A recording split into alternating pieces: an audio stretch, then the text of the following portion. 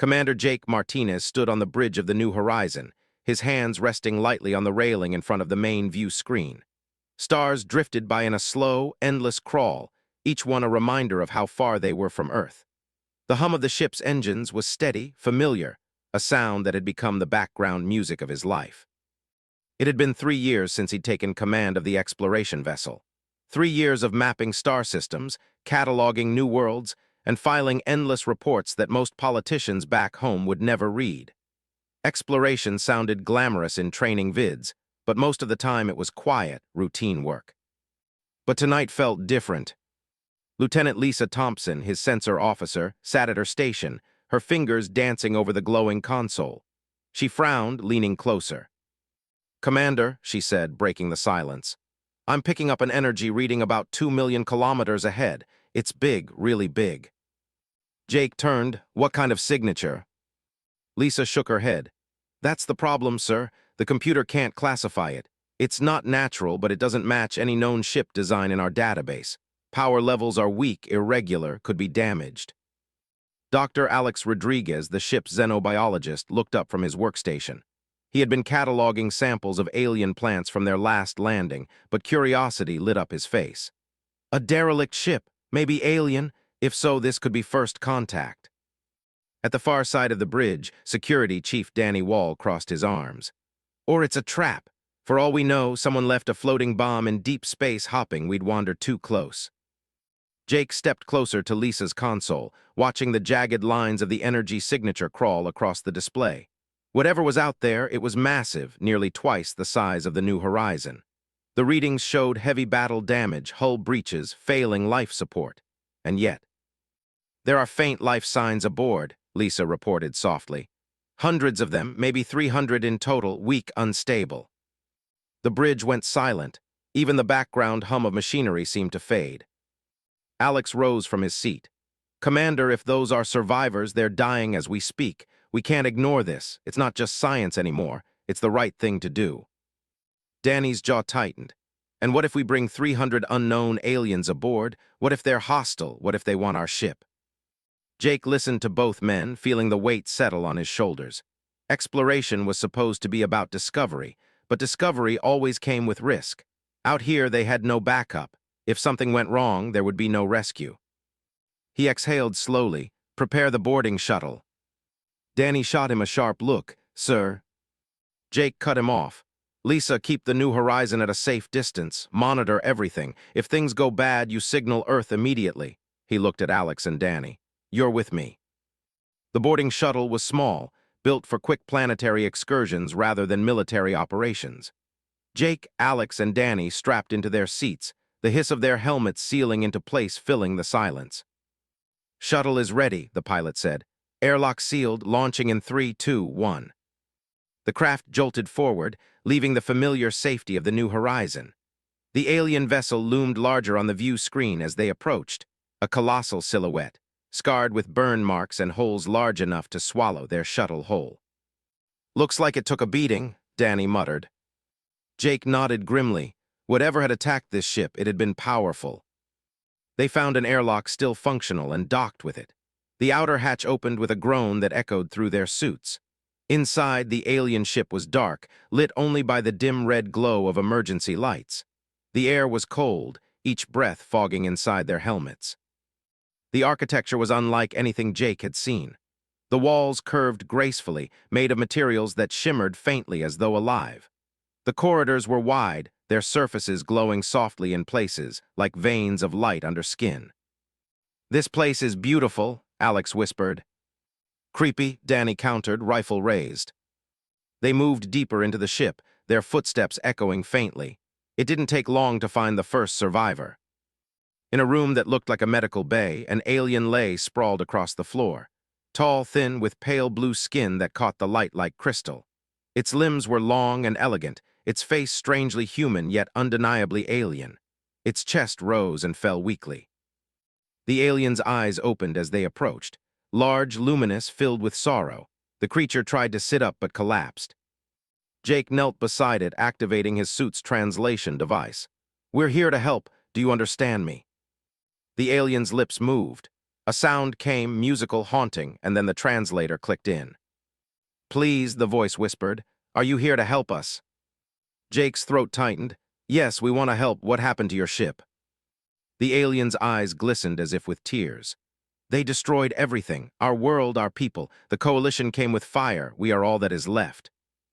Alex scanned the creature with his medical kit. "Commander, their life support is failing. If we don't act soon, these people won't last hours." More figures appeared in the shadows, dozens of aliens, all weak, wounded, their crystal-like skin glowing faintly in the dim light. They moved with grace even in suffering, their intelligence clear in their eyes. One stepped forward, taller than the rest. Her voice was weak but steady. "I am Kurath Zelnara. I speak for what remains of the Zelani people. 300 souls survive. We are the last of our kind." Jake stared stunned. An entire species, reduced to a handful of survivors drifting in the void. Kurath's gaze met his, desperate but proud. "We have searched for months. Every world turned us away. They are too afraid of the coalition, too afraid to shelter us." "What makes the coalition fear you so much?" Jake asked quietly. Kurath's lips curved in a faint, bitter smile. "We learned to shape the quantum fields, to bend space and time in small ways. We used it to travel faster, to heal, to protect. But the others, they called it dangerous. They said our knowledge would unbalance the galaxy, so they came together, 3 great powers, to erase us." Jake's chest tightened. These weren't monsters. They were refugees hunted to the edge of extinction. "How many of you are left?" he asked. Kurath's eyes dimmed. 300, no more." Before Jake could answer, Danny's voice crackled in his ear. "Commander, you need to see this. Our sensors just picked up 3 incoming ships. Coalition. They'll be here within hours." The room went silent. The Zelani stared at him with fearful eyes. Jake felt the weight of history pressing down on him. 300 lives hung in the balance. If he helped them, he might drag humanity into a war it couldn't win. But if he walked away, the Zelani would vanish from the universe forever. He looked at Kurath. Her people waited, weak but proud. Jake made his choice. "Gather your people," he said. "We're taking you to Earth." But before Kurath could answer, the ship shuddered violently. The walls groaned. A deep, rumbling vibration rolled through the deck like thunder. Lisa's panicked voice came over the comm. "Commander, the coalition ships just jumped in system. They're here." The New Horizons bridge was chaos. Red warning lights flashed across every console. The tactical screen bloomed with 3 crimson dots, coalition warships dropping out of faster than light. Their sleek hulls gleamed with cold precision as they moved into attack formation. Lieutenant Lisa Thompson's voice cracked over the comms. "Commander, those coalition ships are on an intercept course. ETA, 20 minutes. We need to move now." Inside the alien vessel, Jake Martinez steadied himself against the trembling wall. The Zelani refugees looked to him, their crystal-like faces glowing faintly with fear. Kurath Zelnara, still weak, clutched at her chest. "They've found us," she whispered. "They always find us." Jake forced calm into his voice. "Not this time. Alex helped triage the wounded. Danny, secure a path back to the shuttle. We're taking as many as we can, no arguments." Danny's voice was tight.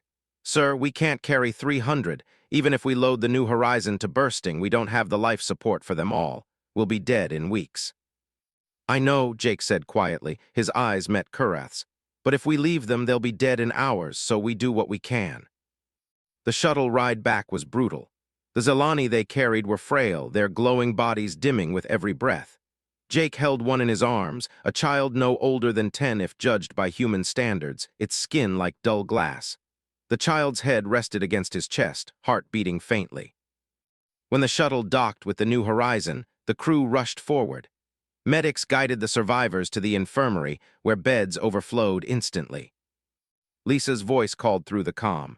"Commander, coalition ships are hailing us. Demand is simple. Surrender the Zelani immediately."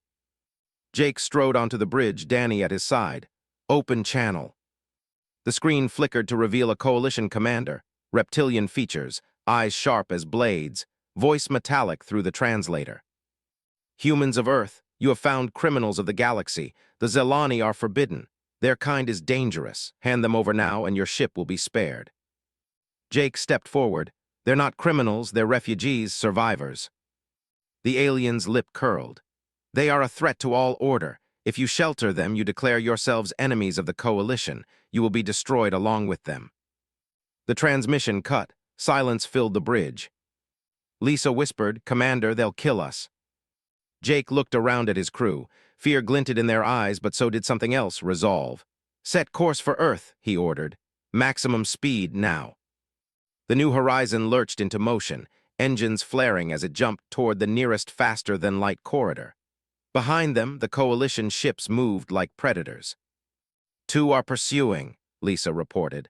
"The third is holding position near the Zelani wreck, maybe to confirm we didn't leave anyone behind."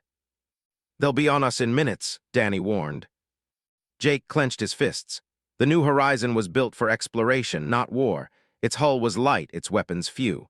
Against coalition cruisers, they might as well be flying a tin can. "Options," Jake demanded. Lisa's eyes darted over her console. "We can't outrun them for long. Their drives are faster. Only chance is to cut through the Kepler debris field. Dense rocks, unstable gravity, dangerous." "Do it," Jake said, "if it buys us even a little time." The debris field appeared ahead, a graveyard of shattered moons orbiting a dead star. Jagged rocks tumbled in silence, each one large enough to tear their hull apart. The New Horizon plunged in. The ship shuddered as fragments scraped past, shields flaring weakly. The coalition cruisers followed, their sleek forms weaving through the field with deadly grace. "Impact in 30 seconds if we hold this course," Lisa warned. Jake gritted his teeth. "Adjust trajectory. Use the biggest rocks as cover. Danny, get those railguns online. Even if they won't punch through shields, I want to make them flinch." The ship vibrated as its meager weapons fired, glowing slugs streaking into the void. One coalition cruiser veered slightly, shields rippling but not breaking. "Not enough," Danny muttered. "We're gnats against wolves." Then suddenly Alex burst onto the bridge. His lab coat was smeared with alien dust, his eyes wide with excitement. "Commander, the Zelani brought tech with them. Portable field generators. I think they can bend spacetime, just like Kurath said. If we can interface them with our drive, we might get a burst enough to escape." Danny scowled. "You want to plug alien junk into our engines? That's suicide." Alex held up the device, a crystalline core pulsing faintly. "We don't have a choice. If we don't try, we die." Jake hesitated for only a second. Then, "Do it. Lisa, plot a jump toward Earth. Alex, you and engineering rig that thing into our drive. Danny, keep those cruisers off us as long as you can." Minutes stretched into eternity. The New Horizon weaved between asteroids, shields flaring as fragments struck. Behind them, the coalition cruisers drew closer, weapons charging. Alex's voice crackled over comms. "Almost ready, Commander. Rerouting power, stabilizing quantum core. Pray this works." The ship rocked violently. A coalition beam sliced past, grazing the hull. Warning klaxons wailed. "Shields at 40%, Lisa shouted. Jake gripped the railing. "Alex, now." There was a blinding flash. The Zelani core pulsed, merging with the New Horizon's drive. Space seemed to twist, stars stretching like ribbons. The ship shuddered once more, then leapt forward, vanishing into faster-than-light. On the tactical screen, the pursuing cruisers dropped back, unable to match the sudden burst. Lisa gasped, "We did it, we lost them." The crew cheered, exhausted but alive. Jake slumped into his chair, adrenaline still burning. But relief lasted only moments. Alex's voice came again, shaken. "Commander, you need to see this." Jake hurried down to engineering. There, the Zelani core pulsed unevenly, cracks spreading through its crystalline surface. "It gave us the burst," Alex said. "But it's unstable, it'll burn itself out soon, and when it does." The crystal flared, sending sparks across the console. "It could take the whole ship with it." Jake stared at the glowing device, his heart sinking. They had escaped death only to bring it inside their ship. And behind them, the coalition would not stop hunting. The New Horizon coasted in faster-than-light, the stars outside stretched into blurs of silver light. The hum of the engines was steady, but everyone knew it was a lie. Deep in engineering, the Zelani crystal pulsed erratically, cracks spreading further through its glowing heart. At any moment it could shatter. Commander Jake Martinez stood in the comms room, dictating a message. His voice was calm, but his heart pounded. "This is Commander Jake Martinez of the New Horizon. We've encountered survivors of the Zelani species. They are 300 in number, their world destroyed by the Coalition. We are bringing them to Earth. I know what this means. I know what danger it brings, but leaving them to die was not an option. By the time you receive this message, we'll already be en route. Prepare the world. Prepare everyone. Earth is about to face the galaxy. He stopped recording, his throat tight. The message would travel by quantum relay, reaching Earth in weeks. By then, it would be too late to undo what he had done. Jake leaned on the console, exhaling slowly. He thought about Earth, the blue oceans, the crowded cities, the green forest he hadn't seen in years. He thought about his family, his sister in New York, his father who still farmed in Texas. If war came, none of them would be safe. "Sir," a soft voice came from behind him. Jake turned. Kureth Zelnara stood in the doorway, her pale blue form faint in the low light. She leaned heavily on the wall, her body trembling with exhaustion, yet her eyes shone with dignity. "You are burdened," she said through her translator. "I can see it." Jake forced a smile. "I just volunteered Earth for the fight of its life. Yeah, you could say I'm burdened." Kureth stepped closer. "You had a choice. You chose compassion. Few would have done the same." Jake studied her face. There was sadness there, but also strength. "You keep talking about how dangerous your technology is. Tell me the truth. Can it really destroy entire worlds?" Kureth lowered her gaze. "Yes, if used wrongly, we can bend the fields that hold space together. The Coalition feared that power, but we never built weapons to destroy, only tools to build, to heal, to protect." She looked up again. "They hunted us not for what we had done, but for what we could do." Jake nodded grimly. "That sounds a lot like human history." Back on Earth, 3 weeks later, President Catherine Brooks sat in the Oval Office, staring at Jake's message on her desk screen for the third time. 300 alien refugees, pursued by the most powerful alliance in the galaxy. And Jake was bringing them here. General Frank Cooper, head of Earth Defense Command, stood near the window. His expression was carved from stone. "Best guess, Madam President," he said. "The Coalition will know where they went in 6 months, maybe less. Once they find Earth, they'll bring everything they have, and we'll lose." Dr. Susan Clark, Earth's leading scientist on alien technology, leaned forward in her chair, her folder bursting with notes. "Madam President, we can't think only of war. According to Commander Martinez, these Zelani control quantum fields. Do you understand what that means? Energy without fuel. Medicine that can heal the incurable, even terraforming barren planets. This could change everything for humanity." President Brooks rubbed her forehead. "Or get us all killed." Cooper's voice was sharp. "We can't win a war with the Coalition. Our entire fleet is 200 ships. They have over 2,000, each more advanced than ours. The only rational move is to hand the Zelani over as soon as they arrive." Susan's hand slammed the desk. "That would be murder. You'd be no better than the Coalition. These are people, General, sentient beings who have lost everything." "Not my responsibility," Cooper snapped. "I swore to defend humanity, not to risk extinction for strangers." The president closed her eyes. The weight of history pressed on her. Save the Zelani and risk annihilation, or abandon them and keep Earth safe at the cost of its soul. The debate had only just begun.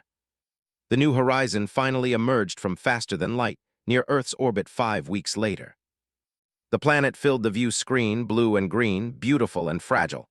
For the first time in years, Jake felt his chest tighten. Home. "Commander," Lisa said softly, "Earth Defense Command is hailing us." The face of President Brooks filled the screen. She looked tired, her voice grave. "Commander Martinez, you've brought us quite a problem." Jake straightened. "Madam President, with respect, it's not a problem. It's an opportunity. These people are the last of their kind. If we abandon them, humanity becomes just another cowardly species too afraid to do the right thing." "Commander," Brooks said slowly, "the Coalition will come for them. They will come for us.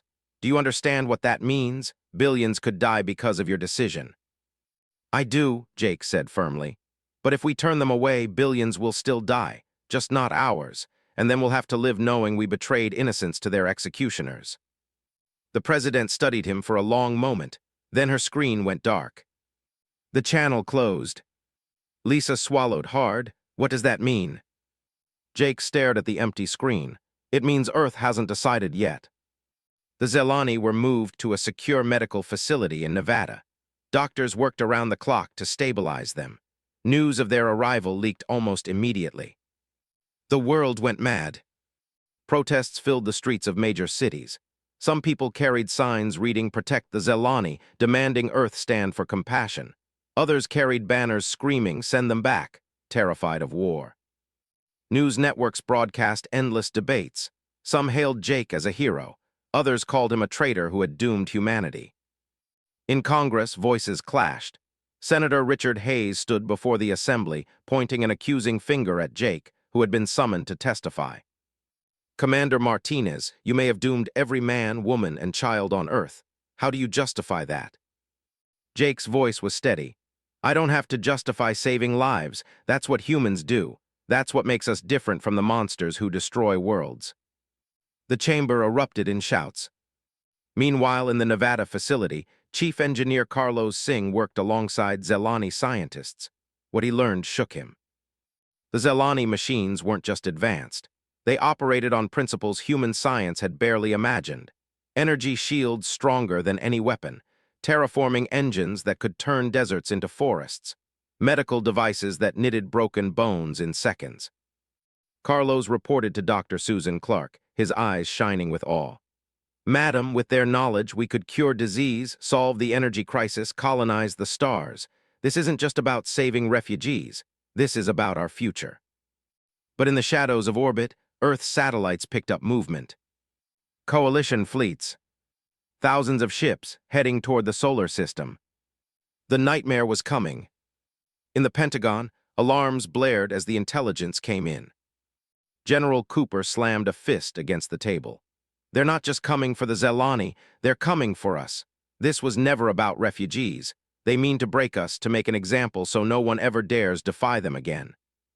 President Brooks stood, her face pale but resolute. "Then we have a choice. We can kneel and beg, or we can stand and fight." Her eyes swept the room. "But know this, if we choose to fight, we may not survive." Dr. Susan Clark whispered, "Maybe survival isn't enough. Maybe it's about who we choose to be." Brooks turned toward the window. Outside, Earth shone in the sunlight, beautiful, fragile, alive. "Then we'll choose," she said quietly, "and the whole galaxy will hear our answer." On the new horizon, Jake sat in his quarters, staring at the stars. He thought of Kurath resting in the Nevada facility, her people fragile but alive. He thought of the coalition ships streaking toward them. And he thought of Earth, his home, caught between extinction and its soul. The comm buzzed. Lisa's voice was hushed. "Commander, President Brooks is about to address the world." Jake stood slowly, heart hammering. On screens across Earth and its orbit, the president's face appeared. Her voice was calm, strong. "People of Earth, the coalition comes with fire and fear. They demand we surrender the Zelani refugees. But humanity has always stood for something greater. We do not abandon the innocent. We do not kneel to tyrants. We will fight, not because we are certain to win, but because it is the right thing to do." Her words echoed across the planet, sparking cheers in some places, terror in others. But as Jake listened, he knew there was no turning back. Earth had chosen. The world changed overnight. Factories that once built cars and aircraft shifted to weapons and ships. Military bases swelled with volunteers, millions of men and women who had never seen combat but now swore to defend their planet. Cities that had slept under neon lights and quiet skis buzzed with urgency. Earth was preparing for war. General Patricia Stone walked briskly through the Pentagon's underground command center. She was tall, hard-eyed, with years of battle carved into her posture. But even she had never faced anything like this. On the central holo display floated the shape of the galaxy. A crimson wave marked the coalition fleet, thousands of ships cutting a straight path toward Earth. "ETA 4 months, an officer reported. 3,000 enemy warships, multiple planet killers confirmed." The room went still. Patricia turned to the gathered officers. "We're outnumbered 15-1. Our ships are weaker. Our weapons are older. If we fight them as we are now, we'll be wiped out in the first hour. That's reality." Murmurs of unease spread across the room. But Patricia raised a hand. "That's why we won't fight them as we are now. We have something they don't. We have the Zelani." In Nevada, deep under the desert sands, humanity and the last of the Zelani worked side by side. Chief Engineer Carlos Singh stood with Korath, a Zelani scientist whose glowing body pulsed faintly with each word. Together they oversaw the assembly of something Earth had never dreamed of, a quantum shield generator. The device filled a cavern the size of a football stadium. Curved spires of crystal and metal rose like frozen lightning, glowing faintly as they hummed with alien energy. Carlos wiped sweat from his brow. So you're telling me this thing can stop orbital bombardment, even from those planet killers? Korath's voice was musical calm. If calculations are precise, the field bends space, redirecting energy, but if stability falters, he hesitated. The generator will collapse, the explosion would consume hundreds of miles. Carlos muttered, no pressure then. All across the globe, similar generators rose. In mountains, in deserts, even beneath the ocean. Each one had to be perfectly tuned. A single mistake could doom the very cities they were meant to protect.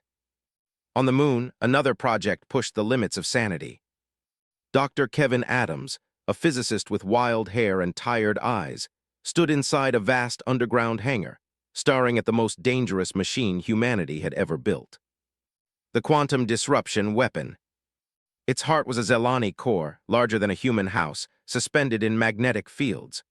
Around it spiraled rings of alien crystal and human steel, glowing with unstable light. Kevin's hands shook as he reviewed calculations. This thing will create a bubble of unstable spacetime 1 kilometer wide. Anything inside that bubble will stop existing. Dr. Zanara, a Zelani physicist, nodded calmly. Yes, space will fold in on itself, gone. Kevin swallowed, and if we miscalculate. Zanara looked at him with luminous eyes. Then the moon disappears, along with us. Kevin rubbed his temples. Wonderful. But work continued. Earth had no choice. At sea, Earth's navies retooled their carriers into hybrid warships. Energy cannons, powered by Zelani crystals, replaced old missile batteries. Aircraft were fitted with shielding nodes that shimmered like faint blue ghosts in the air. In orbit, shipyards blazed with activity. Vessels that had once been humble exploration craft now bristled with alien weaponry. Commander Steve Wilson, captain of the refitted battleship Enterprise, stood on his bridge watching Zelani technicians install crystalline nodes along the hull. How much more powerful does this make us? He asked. The Zelani leader of the team answered with quiet certainty. 10 times, but still you are outnumbered. Steve nodded grimly, so we make every shot count. Meanwhile, soldiers trained in ways no human had before. In a training base outside Denver, Captain Maria Santos drilled recruits with new energy rifles. She held up the sleek alien weapon, its crystal core glowing faintly. These rifles can melt through coalition armor, but they're not like the old ones. They read your intent as much as your aim. You don't pull a trigger, you will it. The recruits exchanged nervous glances. Maria barked, focus, think about firing, believe it, then do it. The recruits hesitated, then raised their weapons. A volley of blue beams lanced out, striking targets in bursts of light. Some hit, most didn't. Maria shook her head. You'll learn or you'll die trying. But not everyone on Earth supported the war. In New York, protests filled the streets. Thousands marched with signs reading, "Don't die for aliens and Earth first." At the same time, just blocks away, another crowd gathered under banners reading, "Protect the Zelani," and "No refugees, no humanity." Clashes broke out, fists and rocks flying. Police drones hovered overhead, dispersing tear gas. The world was dividing. Some wanted courage, others wanted safety. In the White House, President Brooks listened to the chaos in her Situation Room. Reports poured in. Protests, sabotage at a generator site, foreign leaders demanding she reconsider. She turned to Dr. Susan Clark. Tell me something good. Susan smiled faintly. We've integrated Zelani quantum computing into our defense network. It links every shield, every weapon, every satellite. Earth will fight as one body, one system. If it works, it'll be like the planet itself is alive. And if it fails, Brooks asked. Susan hesitated. Then the network collapses and we're defenseless. Brooks closed her eyes for a moment. So we either die fast or die fighting. Wonderful. She opened them again, resolve burning. Do it. Bring the system online. In orbit, Admiral Jonathan Price prepared his fleet. 200 ships patched with alien weapons gleamed against the black. It wasn't enough. It could never be enough. He stood on the bridge of his flagship, the Defiant. Around him, his crew worked with grim focus. "Admiral," a young lieutenant said, "are we really going to fight 3,000 ships with 200? Price's eyes stayed on the stars. "Yes." "Do we have a chance?" Price's lips tightened. "Doesn't matter, they're coming either way." In Nevada, Jake Martinez visited Kurath in her medical chamber. She was recovering, her crystal-like skin glowing brighter now. "Your people are dying to protect us," Jake said softly. Kurath looked at him with luminous eyes. "No, we are living to protect each other. That is what matters." Jake swallowed. He had made the choice to bring them here, and now the weight of billions hung on that decision. 4 months passed. The Coalition fleet arrived. 3,000 warships, planet killers larger than cities. Their formation darkened the stars as they spread across the solar system, a wall of death. In orbit, Admiral Price stared at the tactical display. His voice was steady, calm. "All ships, this is Admiral Price. Remember what we fight for. Remember what's behind us. Today we stand for more than Earth. Today we stand for every voice the galaxy tried to silence. Stand ready." On Earth's surface, quantum shields hummed to life. Invisible barriers wrapped the planet in a protective cocoon. Cities bristled with weapons. Soldiers stood at their stations. President Brooks watched from her underground command center in Colorado. Her voice echoed across global broadcast. "People of Earth, this is the hour we feared. The Coalition demands we surrender the Zelani. But we are not afraid. We will not surrender. We will fight. And win or lose, the galaxy will remember humanity's choice." The words carried to billions, in homes, in bunkers, in trenches. Across the solar system, every eye turned toward the stars. The Coalition commander sent a single message, broadcast on every frequency. "Humans, hand over the Zelani, or your world will burn." President Brooks answered simply, "Come and try." In orbit, alarms blared, sensors screamed. The first Coalition ships advanced, weapons charged, energy flaring like suns. The battle for Earth had begun. The Coalition fleet moved like a tidal wave. Thousands of ships, sleek and merciless, spread across the outer solar system. Their hulls gleamed black against the stars, their engines leaving faint scars of blue light in the void. On the bridge of the Defiant, Admiral Jonathan Price watched the display as enemy formations advanced. His fleet, 200 ships, a patchwork of human steel and Zelani crystal, was a single fragile wall against a storm. "Enemy ships closing," reported Lieutenant Baker. His young face was pale, his voice tight. "Range 1 million kilometers, planet killers confirmed at rear." Price's jaw tightened. The planet killers, each one the size of a city, designed to crack worlds open like eggs. If even one fired on Earth, millions would die in an instant. "All ships," Price said into the comm, his voice firm, unshaken. "This is Admiral Price. Today the galaxy watches. They believe humanity will kneel. They believe we are weak. Show them they are wrong. Stand firm for Earth, for the Zelani, for every life worth saving." A chorus of affirmations echoed back. The first shots came near Mars. Coalition scout ships darted ahead, sleek predators firing beams of white-hot energy. Earth's forward patrols met them, 6 ships led by Captain Helen Wright aboard the Aurora. "Lock weapons," Helen ordered. Show them what these Zelani upgrades can do." The Aurora's cannons fired.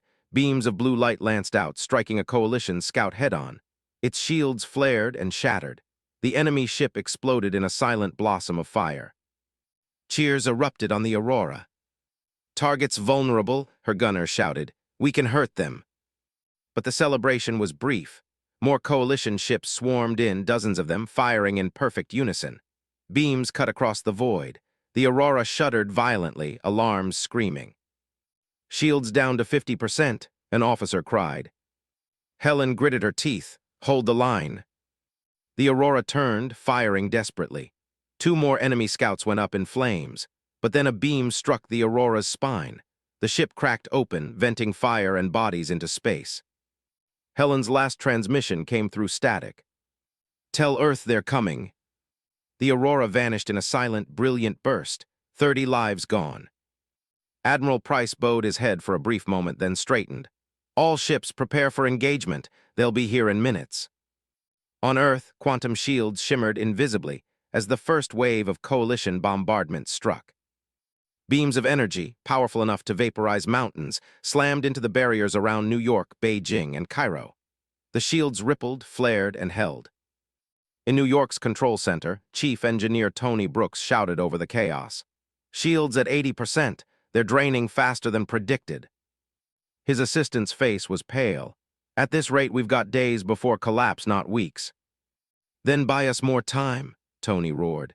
"Redirect power from every reactor, every generator. I don't care if the lights go out across the city. Keep those shields up." Outside, crowds watched the skis as beams struck invisible walls above them, scattering into harmless light. Some cheered, others wept. In orbit, the battle raged. The Defiant led Earth's fleet in a desperate charge. Human and Zelani weapons fired in unison, beams of azure light slicing through the void. Coalition ships exploded, but for every one destroyed, 2 more filled the gap. On the bridge, Lieutenant Baker cried, "We've downed 20 enemy vessels." Price nodded grimly, "And lost 12 of our own. Hold formation." The Enterprise, commanded by Steve Wilson, darted through the fray. Its upgraded weapons blazed, tearing into a coalition cruiser. The enemy ship cracked apart, debris tumbling like dying stars. But then a massive enemy beam struck the Enterprise. The shields flared violently, nearly collapsing. "Shields at 20%, Wilson shouted, sweat poured down his brow. "One more hit like that and we're gone." His crew worked frantically, rerouting power. The ship groaned but held. On the moon, the quantum disruption weapon hummed with unstable light. Dr. Kevin Adams stood with Dr. Zanara, sweat soaking his lab coat. "They're pushing hard," Kevin said. "If those planet killers get close, it's over." Zanara's luminous eyes stayed calm.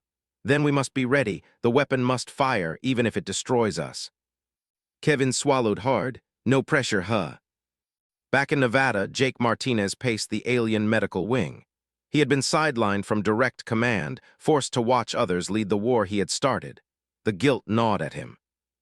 Kureth Zelnara rested nearby, her glow faint but steadier than weeks before. She watched him with calm eyes. "You carry the weight of every death," she said softly. Jake turned, frustration raw in his voice. "Because it's my fault if I hadn't brought you here." "You gave us a chance to live," Kureth interrupted. "You gave your own people a chance to show who they are. Do not mistake sacrifice for regret." Before Jake could answer, the floor shook faintly. Distant alarms howled. "What was that?" he demanded. A soldier ran in, pale and wide-eyed. "Commander, Coalition landing forces. They've broken through the shields in some areas. They're on the ground." Jake froze. The war had come to Earth itself. In Denver, Captain Maria Santos led her unit of new recruits through burning streets. Coalition dropships screamed overhead, releasing squads of armored soldiers with reptilian faces and weapons that burned holes through concrete. Maria's recruits fired their alien rifles. Blue beams cut into enemy armor, dropping some instantly. "Keep firing, don't think, just believe," Maria shouted. A recruit hesitated, aiming too slowly. A Coalition soldier fired first. The recruit fell lifeless. Maria clenched her jaw, rage burning. She raised her rifle, willed it to fire, and a beam lanced out, cutting the alien soldier in 2. Her unit pushed forward, but the enemy numbers swelled. "We're being overrun," an officer shouted. Maria's eyes narrowed. "Then we hold this street until every last one of us is gone. This is our planet." In orbit, Admiral Price's fleet faced the first planet killer. The massive vessel loomed like a floating city, its surface bristling with weapons. "Target that ship," Price ordered. "Concentrate all fire." Dozens of Earth ships unleashed their weapons. Beams rained down on the planet killer. Its shields flared, groaned, then flickered. "Shields weakening," Baker cried. But the planet killer fired. A beam of unimaginable power lanced toward Earth, aimed at New York. On the surface, Tony Brooks screamed into his comm. "Shield over New York at maximum strain." The energy struck. The shield barrier rippled violently, glowing like the surface of the sun. The ground shook as if the Earth itself groaned. And then, impossibly, the shield held. The Planet Killer's beam reflected, redirected back through the quantum network. The Planet Killer's own weapon turned against it. The ship tore itself apart in a cataclysmic explosion, brighter than a star. The cheers of Earth's defenders echoed across every channel. But Admiral Price's face stayed grim. "Don't celebrate yet, that was one, there are 5 more." And then the moon shook. In the underground hangar, alarms wailed. The quantum disruption weapon flared with unstable energy. Kevin's eyes widened. "It's overloading. If it goes off now, it'll take the moon with it." Zanara's voice was calm but urgent. "Stabilize it, or Earth itself will die with us."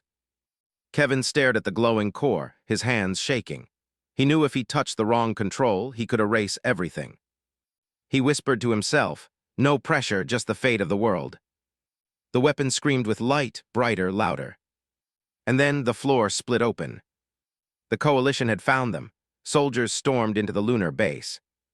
Kevin froze as the first blast tore through the hangar. The battle for the weapon had begun. The lunar base shook with the force of enemy fire. Dust fell from the ceiling, lights flickered, and alarms screamed. Soldiers rushed through the corridors as Coalition troops breached the outer defenses. Dr. Kevin Adams pressed his back against a console, staring at the quantum disruption weapon blazing in the center of the hangar. The Zelani core pulsed dangerously, cracks spiderwebbing across its crystalline surface. If it fractured, the moon itself could collapse in a violent wave of broken spacetime. Zanara, calm even in the chaos, crouched beside him. "We must hold.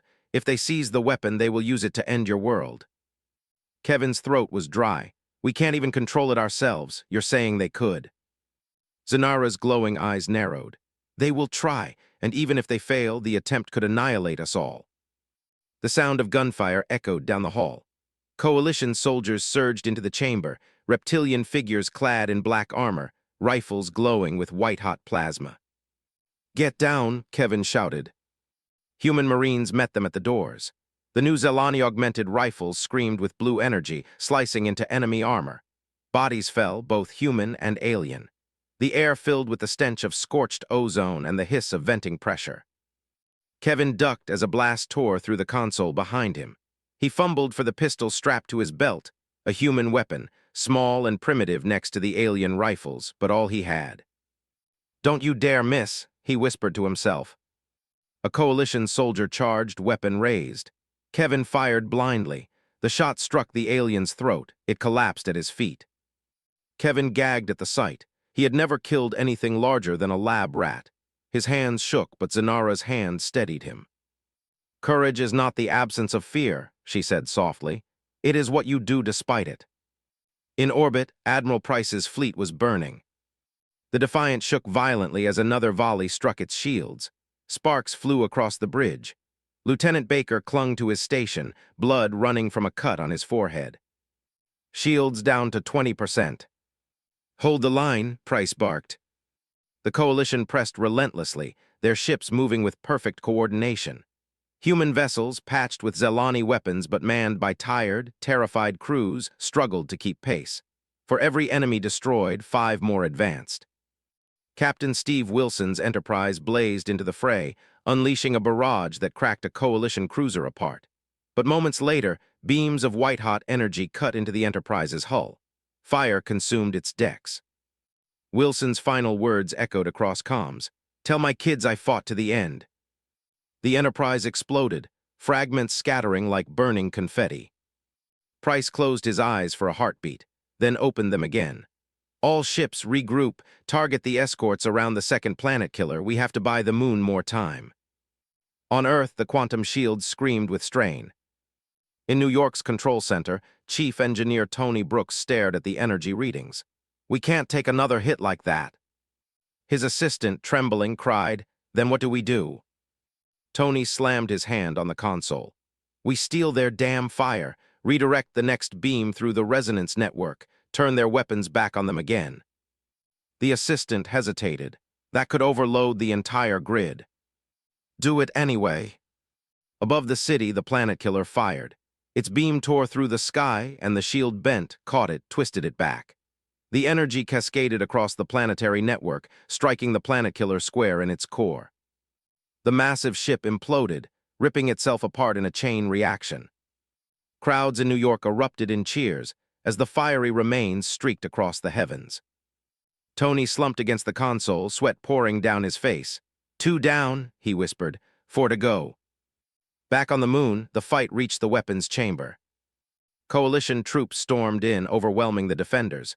Human Marines fell, screaming. Kevin fired wildly, missing more than he hit. A blast struck near his feet, throwing him against the console. His ribs screamed with pain.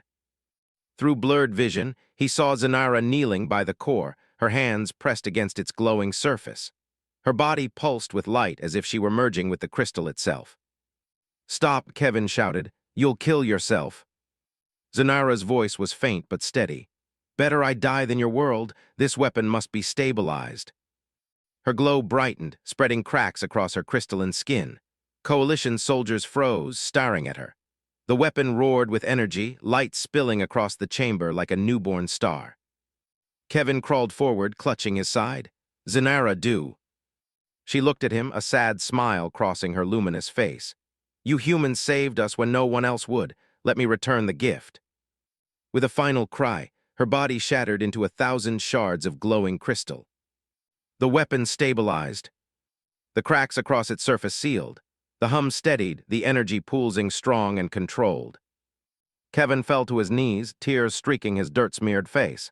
She gave herself for us." The coalition soldiers roared in fury, charging, but now the weapon was ready. Kevin staggered to the control panel. His voice cracked as he screamed into the comm. "Admiral Price, the weapon is online. Tell me where to fire." In orbit, Price's eyes widened. The lunar weapon was ready. He looked at the tactical display. The second planet killer was charging its main gun, aiming directly at Earth. Price's voice was steel. "Target the planet killer, fire now." Kevin slammed his hand on the control. The weapon roared. Space twisted, a sphere of darkness blooming in the void. The planet killer's weapon fired at that exact instant, and the beam vanished into the rift. The rift expanded, engulfing the massive ship. Metal twisted like paper, then vanished into nothing. The planet killer was gone. The rift closed with a thunderous crack. Silence followed. Admiral Price exhaled, 3 down. Cheers erupted across the fleet, but the celebration was short-lived. A massive energy surge hit the Defiant, sending the flagship tumbling. Sparks erupted, consoles burst. Lieutenant Baker screamed as fire engulfed the bridge. Price pulled himself to his feet, smoke choking the air. "Damage report." A shaken officer replied. "Hull breaches across 3 decks. Engines failing. We can't hold much longer." Price's voice was grim. "Then we die buying Earth 1 more hour." In Nevada, Jake Martinez watched news of the battle unfold on giant screens. Ships burned, shields flickered, cities trembled. He clenched his fists, helpless. Kurath, weak but standing, approached him. "You suffer because you cannot fight beside them." Jake turned, anger burning in his chest. "I started this war. I should be up there." Kurath shook her head gently. "You started hope. That is not the same thing." Before Jake could reply, alarms blared through the facility. A voice shouted over comms. "Coalition dropships inbound. They're targeting the Zelani medical facility." Jake's stomach dropped. The war had come for them directly. He turned to Kurath, his voice fierce. "Get your people ready. If they want you, they'll have to come through me." The desert night above Nevada lit with fire as coalition dropships pierced the atmosphere. They descended like black comets, engines howling, weapons glowing. Inside the underground facility, alarms wailed. Jake Martinez stood in the corridor with a rifle clutched tight, his jaw set. Around him, human soldiers braced themselves, while the weakened Zelani gathered in fear. Kurath Zelnara stood tall despite her fragile frame. Her crystal-like skin glimmered faintly in the dim light. She looked at Jake, her voice soft but steady. "They will not stop. They will tear this place apart to end us." Jake's voice was sharp. "Then we hold them here, long enough for the world outside to prove we're worth saving." The sound of explosions rumbled overhead. Dust rained from the ceiling. Coalition soldiers breached the surface bunkers, their weapons cutting through defenses like fire through paper. "Positions," Jake barked. "If they get to the medical wing, it's over." The first wave came crashing through steel doors, reptilian soldiers firing white-hot blasts. Human defenders responded with Zelani rifles, blue beams slicing the air. The corridor became a storm of light and smoke. Jake fired, his weapons screaming with energy. He dropped one enemy, then another, moving with the reflexes of a man who had once been a soldier and never truly stopped being one. But the enemy kept coming. "Fall back," Jake ordered. "Second position." In orbit, Admiral Price's fleet was nearly gone. The Defiant bled fire into the void. Only a fraction of Earth's ships remained, and still the Coalition pressed. The fourth planet killer loomed, its weapon charging. On the moon, Kevin Adams stared at the quantum disruption weapons controls, his hands shaking. Sweat soaked his hair, his ribs still aching from the earlier blast. "Admiral," he gasped over comms, "we can fire again, but the weapon is unstable. If I push it one more time, the rift might not close. It could swallow everything." Price's voice came through, calm even in death's shadow. "Do it, Doctor. Better to risk the void than let Earth burn." Kevin looked at the glowing core. He thought of Zanara, her sacrifice still fresh in his mind. He whispered, "For her, for all of us." He pressed the control. The weapon screamed. Another rift tore open, swallowing the fourth planet killer whole. But this time the rift did not close. It pulsed wider, hungrier, threatening to expand. Kevin's console burst in sparks. He screamed into comms, "It's not stabilizing, the rift, it's tearing itself open." On Earth, Jake and his squad held the second corridor. Bodies lay scattered, human and Coalition alike. Smoke filled the air, every breath choked with dust and fire. Kureth knelt among her people, her hands glowing faintly as she comforted the wounded. Yet her eyes never left Jake. "You fight with such fire," she said when he crouched beside her, "but you cannot hold forever." Jake wiped blood from his cheek. "Then we don't hold forever, just long enough." The wall behind them shook violently. A Coalition breaching charge blew the steel door inward. Dozens of soldiers surged forward. Jake raised his rifle, ready for the end. And then the air shimmered. The Zelani survivors, frail and glowing faintly, stood together. They raised their hands. Light burst from their bodies, merging into a single wave of shimmering energy. It surged down the corridor, crashing into the Coalition troops. Weapons shattered, armor cracked. The soldiers screamed as the wave threw them back, broken. Jake stared in awe. What the hell? Kurath's face was strained, sweat glistening on her crystalline skin. "We do not use our gifts for war, but when survival demands it." The Zelani collapsed, drained, but the Coalition had been halted for now. Jake's voice was fierce. "Then maybe we can make it through this after all." In orbit, the rift spread wider. Coalition ships panicked, breaking formation as the hungry sphere pulled them in. Entire squadrons vanished into nothing. But it was not just the enemy. The gravity tore at Earth's ships too, dragging them toward the darkness. On the Defiant, Admiral Price gripped the railing as alarms screamed. His helmsman shouted, "We're being pulled in." Price's eyes burned with fire. "Then we aim straight at them. If we're going down, we're taking as many with us as we can." The Defiant's engines roared, pushing against the pull. Beams fired one last time, carving into enemy cruisers. Admiral Baker gasped, his face bloodied. "It's been an honor." Price nodded once. "Likewise, son." The Defiant vanished into the rift, blazing like a torch. On the moon, Kevin struggled with the controls, sparks burning his arms. "It's too big, I can't collapse it." Then a hand touched his shoulder. Kurath's voice echoed through the comm. "You are not alone." Her image flickered across the console, not her body, but her essence, carried through the Zelani crystals still embedded in the weapon. Kevin's eyes widened. You're alive." Her voice was soft, serene. "Not as I was, but enough."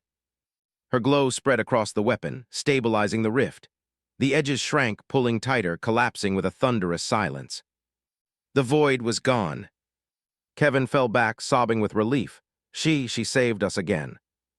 The battle was not over. 2 planet killers remained with hundreds of escorts.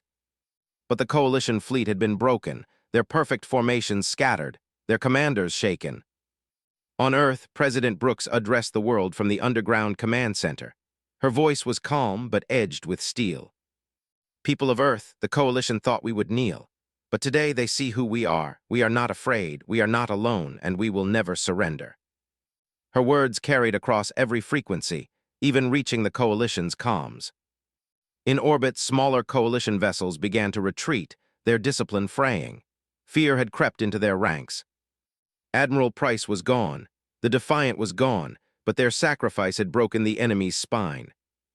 In Nevada, the coalition's final push stormed the surface. Jake and his squad fought in blood and fire, backs against the walls. But then the roar of engines filled the sky. Human gunships, refitted with Zelani weapons, screamed overhead. They unleashed volleys of blue light, tearing the enemy apart. Reinforcements poured in, Earth's forces surged forward. Jake collapsed against the wall, exhausted. Around him, the Zelani survivors clung to each other, alive. Kurath, weak but standing, touched his shoulder. Your people chose defiance, and in doing so, you saved not only us but yourselves. Jake looked into her luminous eyes. Maybe, but the war isn't over. She shook her head faintly. No, but a new beginning has already been born. Weeks later, the galaxy reeled. The coalition had been beaten back, their fleets shattered. For the first time in centuries, their grip of fear had faltered. At the United Nations, leaders from across Earth gathered with Kurath and her surviving people. Together, they signed what would be remembered as the Earth Accords, a pledge to defend any species facing extinction, to build an alliance not of fear, but of hope. Captain Maria Santos stood with her battered recruits, now seasoned soldiers. Dr. Kevin Adams watched as Zelani and human scientists worked side by side. And Jake Martinez stood at the edge of the assembly, silent, weary, but proud. President Brooks, words echoed across the chamber. Today, Earth is no longer a quiet world at the edge of the stars. Today, we are the last refuge, the place where the galaxy learns what it means to stand together. And if the coalition comes again, they will not face just humanity. They will face everyone who dares to believe in hope. Thunderous applause filled the chamber. Kurath turned to Jake, her faint smile glowing.